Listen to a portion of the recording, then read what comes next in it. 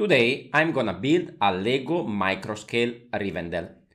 Hi everyone, welcome back to my channel. It has been over 5 months since my last mini Lego set, that was the Mini Mighty Bowser, but after Lego announced set 10316, the Lord of the Rings Rivendell, I knew what would be my next mini Lego set. So here on screen now you can see where this build started. I was teasing these little parts on my Instagram page if you want to check it out. And now I'm gonna show you step by step how I build this. Just before we go into the build, I wanted to let you know, because I know somebody will ask, there is no part list, there are no instructions for this, because when I build my Lego, it's my hobby and I just build by hand. I don't design it on any digital program first. So if you want to build your own, you can follow along this video, and I will also point out which are the area where I had to compromise a little bit because of my part inventory, and you might be able to actually build an even better one. So let's see what we have here first. So I started my build with this gazebo. That is the gazebo that in the set is on the left side, on the right side. It's a very simple build. I use some claw pieces on top and candlestick. Here is already could be an improvement, could be to use 2 candlesticks, but I only have a few of those, so it will actually make a nicer, skinnier column instead of using the 1x1 at the bottom. I tried to add a little bench inside, and this anyway was a pretty straightforward build, but quite effective. After that, I decided to go for the council area, all the chairs of the council. Here I also had to compromise a little bit for the color, and I decided to build upside down. So I'm actually connecting to the anti-stud, and I use some 1x1 brackets in gray for the chairs with a little bit of color at the back. Of course, if you can find some brackets in medium nougat, that would be perfect to match the original set. Plus, we have also the main chair here in the center, in a different color, and to make it a little bit different, I use this toothpiece, so it's a little bit pointy on top. I'm gonna need to connect this to the tall tree, yellow tree that we have in the center, that I build over here. I'm not gonna take it apart because it's a little bit fragile over here. Anyway, it's pretty straightforward. The only interesting part I use here is a whip element over there, to which is connect this main yellow leaf. And then I also added a little bit of details here at the bottom to make it a little bit wider at the base. And this is also built upside down. Now, after I build this, then I start to create the rest of the building. The first part I did was the one with the gazebo. So I decided to build a little river, and this is pretty straightforward. A little bit of sideways build from where the water splashed down here, and then with some bracket, I also build up the back side of this river, so we have a little waterfall like in the Lego set. And then from here I build the next part. So as you know, the main set is also built in 3 parts. Here actually we'll have it mostly in 2 parts. So this is one side build. I build a little bit of terrain in dark tan with a little bit of accent colors, and I use some 1x1 to try to reproduce the greeneries and the new fern pieces that you can find in the set. Here we have some stairs leading up to the gazebo, and I also have the opening where actually in the set you can find the armory. We are gonna close this off like this, and here you can see for the entrance I build also on a slight angle. Now to connect the gazebo, we can just put it there, but I just decided to give a little bit of extra support with a 2x2 underneath, so this can just sit in there. We can slide him in and then connect to the stud. We can still remove it fairly easily if we want to, but I think it works pretty well.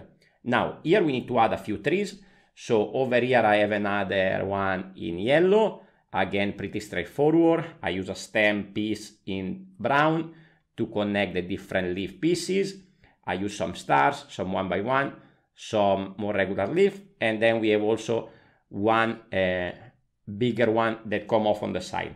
This is actually too big for what is it in compared to the set, but I think it looks interesting to give a little bit of different shape to the tree here, and then I'm gonna add a smaller one here at the bottom.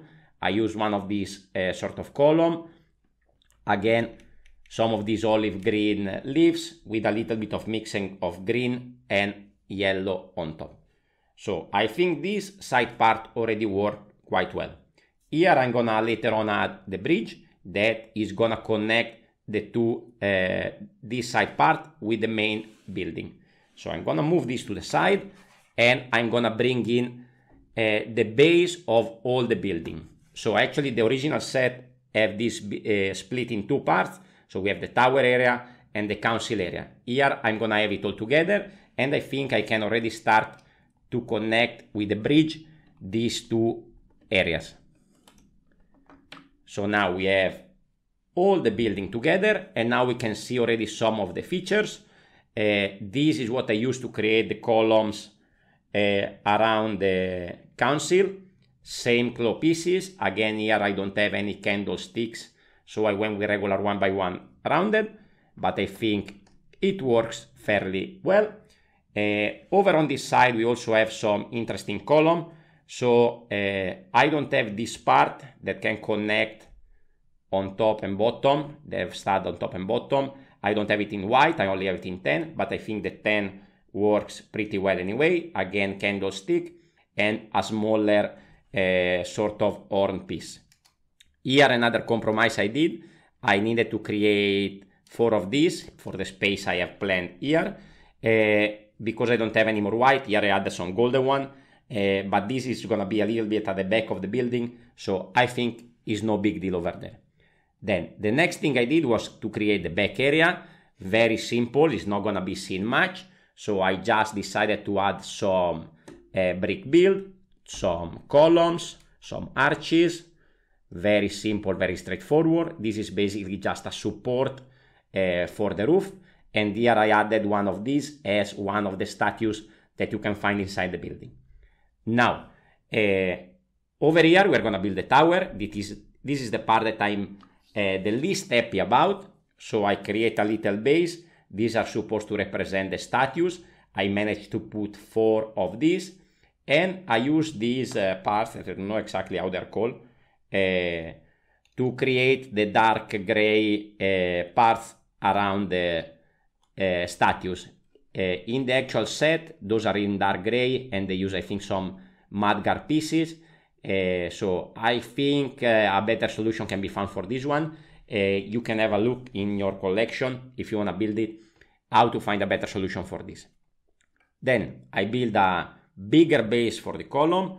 I just need to add a little bit of support structure underneath, so that I can add this over here. So a part of the column is coming up, and a smaller one on top. So this is getting skinnier, and here I use some Snot Technique, a Travis brick over there to connect the sand green, and then on top a little bit of golden detail. Let me see if I can show you this one, but it might be a little bit hard to take out. So this is a sort of golden arrow kind of piece that is going through the cone and then inside the top of the modified brick. So this is gonna be the detail that is gonna go on top over here, perfectly aligned. Here we have another little bridge to close that space that comes in the set as well, like that. And I think we're gonna add the council last. First thing, I wanna add the roof. So this is what I created. I try to use similar color, similar pattern. I had to compromise a little bit because I was using all of these colors, and this one, for example, in 10, I don't have any more regular 1x1, so I decided to use these corner ones. But I think it works fairly well, even if I had to change the pattern a little bit. On the back side, I added some hinge, so I can connect the hinges over to this wall, and I need to create another little tower on top here. So here I have a bit of a weird connection with some modified plates. The minifigure stand connect here, give a little bit of an angle, even if it's a bit loose. And then over there on top, I have another hinge to which I can connect another structure very similar to this one for the other tower on top here. So this is gonna connect like this. And we also need to add a little bit of extra detail on the side. You can see here I have one bracket. So I use some simple slopes to add a little bit of additional detail on the side of the roof. So I think this works fairly well. We can rotate this around and find the right angle for the hinges to slide it down, and this should go nicely around the tower as well. So let me wiggle it a little bit, push it down nicely, and this should be. Let's see how it looks. Yes, I think I nailed it for this scale.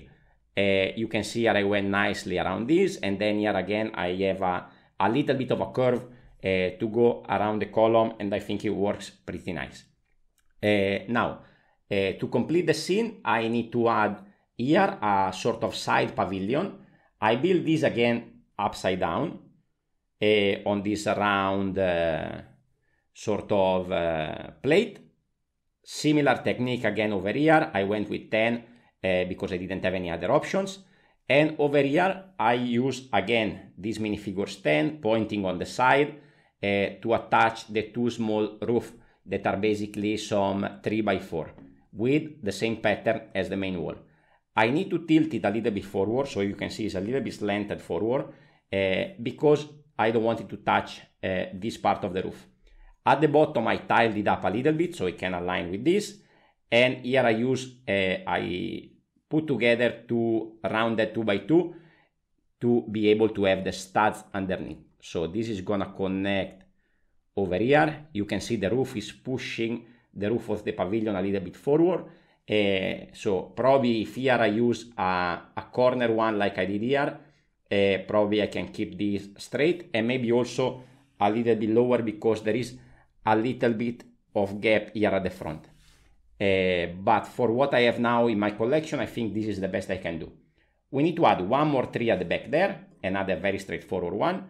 So this is the regular leaf pieces with modified bricks with studs on 4 sides. Very simple, very basic, nothing difficult here. And then one more pointy green part on top. We have the stud open there to add the tree at the back. So our Riverdale here is taking shape. Now we just need to add this final part. So what I did here, let's hope I can keep the tree together without messing around. So here I have the space to connect to the tree. So this become like in the original set, a one piece all together. At the bottom, I added a support in yellow because in the original set we actually have the Eye of Sauron over there. And now this can just slide in there and sit in position. So here we have my Rivendell build completed. I think it might be maybe my best my best mini Lego set so far. Let me see if I can make it a little bit brighter for you so we can have a better look at it. If you like my mini Lego set, let me know in the comments what you think about this one. And I recommend you to check out one that I did quite some time ago, which was a mini version of the Sanctum Sanctorum. Thank you very much for watching. Please remember to leave a like, comment and subscribe, and see you on the next one. Ciao ciao!